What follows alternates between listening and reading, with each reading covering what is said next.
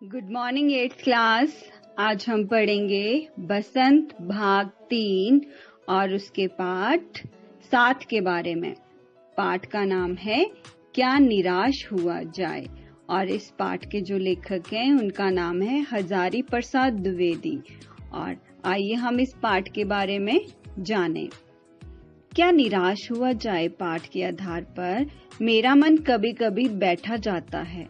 समाचार पत्रों में ठगी, डकैती, चोरी, तस्करी और भ्रष्टाचार के समाचार भरे रहते हैं। आरोप प्रत्यारोप का भी कुछ ऐसा वातावरण बन गया है कि लगता है कि देश में कोई ईमानदार आदमी ही नहीं रह गया है। हर व्यक्ति संदेह की दृष्टि से देखा जा रहा है। जो जितने ही ऊंचे पद पर है उनमें उतने ही अधिक दोष दिखाई जाते हैं।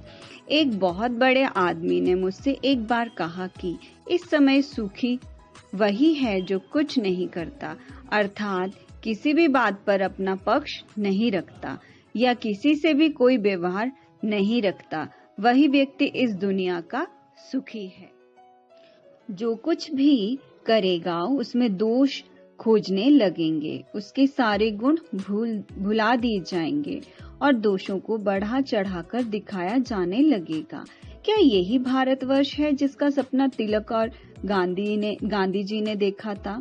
यही सही है। इन दिनों कुछ ऐसा माहौल बना है कि ईमानदारी से मेहनत करके जीविका चलाने वाले निहरी और भले भाले श्रमजीवी पिस रहे हैं और झूठ तथा फरेब का रोजगार करने वाले फल फूल रहे हैं। ईमानदारी को मूर्खता का प्राय समझे जाने लगा है। भारतवर्ष ने कभी भी भौतिक वस्तुओं के संग्रह को बहुत अधिक महत्व नहीं दिया है। उसकी दृष्टि से मनुष्य के भीतर जो महान आंतरिक गुण स्थिर भाव से बैठा हुआ है वही चरम और परम है। वे व्यक्ति के गुणों को महत्व देते थे, उनकी अच्छाइयों को महत्व देते थे।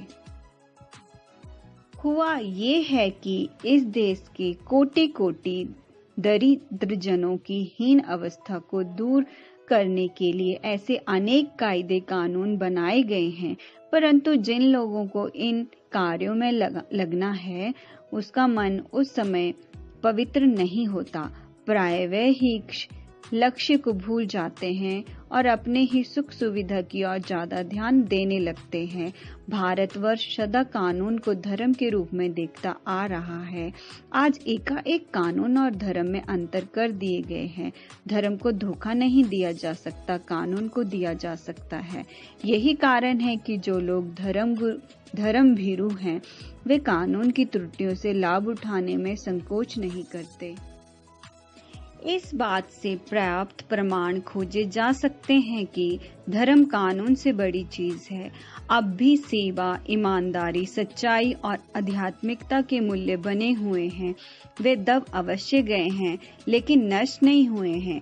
आज भी वे मनुष्य से प्रेम करता है, महिलाओं का सम्मान करता है, झूठ और चोरी को गलत समझता है, दूसरों को पीड़ा पहुंचाने को पाप समझता है। हर आदमी अपने व्यक्तिगत जीवन में इस बात का अनुभव करता है।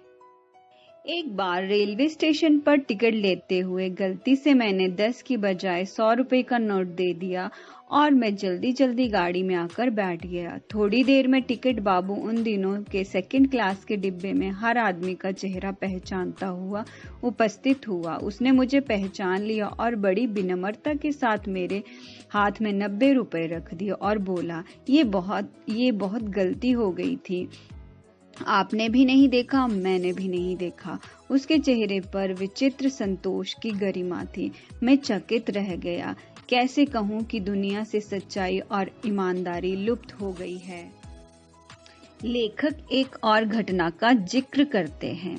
एक बार वे बस में यात्रा कर रहा था। मेरे साथ मेरी पत्नी और 3 बच्चे भी थे। बस में कुछ खराबी थी, रुक रुक कर चलती थी। गंतव्य से कोई 8 किलोमीटर पहले ही निर्जन सुनसान स्थान में बस ने जवाब दे दिया। रात के लगभग 10 बजे होंगे। बस में यात्री घबरा गए। कंडक्टर उतर गया और एक साइकिल लेकर चलता बना। लोगों को संदेह हो गया कि हमें धोखा दिया जा रहा है। कुछ नौजवानों ने ड्राइवर को पकड़कर मारने पीटने का हिसाब बनाया। ड्राइवर के चेहरे की हवाइयां उड़ने लगी। लोगों ने उसे पकड़ लिया। वह बड़े कातर ढंग से मेरी ओर देखने लगा और बोला, हम लोग बस का कोई उपाय कर रहे हैं, बचाइए, ये लोग मारेंगे। डर तो मेरे मन में भी था। उसकी कातर मुद्रा देखकर मैंने यात्रियों को समझाया कि मारना ठीक नहीं है। मैं भी बहुत भयभीत था, पर ड्राइवर को किसी तरह मार पीट से बचाया। 1.5-2 घंटे बीत गए। मेरे बच्चे भोजन और पानी के लिए व्याकुल थे। मेरी और पत्नी की हालत बुरी थी। लोगों ने ड्राइवर को मारा तो नहीं, पर उसे बस से उतारकर एक जगह में घेर कर रखा। उसी समय क्या देखता हूँ कि एक खाली बस चली आ रही है। उस पर हमारा बस कनेक्टर भी बैठा हुआ है। उसने आते ही कहा, अड्डे से नई बस लाया हूँ, इस पर बैठिए। बस चलाने लायक नहीं है। फिर मेरे पास एक लोटे में पानी और थोड़ा दूध लेकर आया और बोला, पंडित जी, बच्चों का रोना मुझसे देखा नहीं गया। वही दूध मिल गया, थोड़ा लेता आया। यात्रियों में फिर जान आई। सबने उसे धन्यवाद किया, ड्राइवर से माफी मांगी और 12 बजे से पहले ही सब लोग बस अड्डा पहुंच गए। कैसे कहूं कि मनुष्यता एकदम समाप्त हो गई है। कैसे कहूं कि लोगों में दया माया रह ही नहीं गई है। जीवन में जाने कितनी ऐसी घटनाएं हुई हैं जिन्हें मैं भूल नहीं सकता।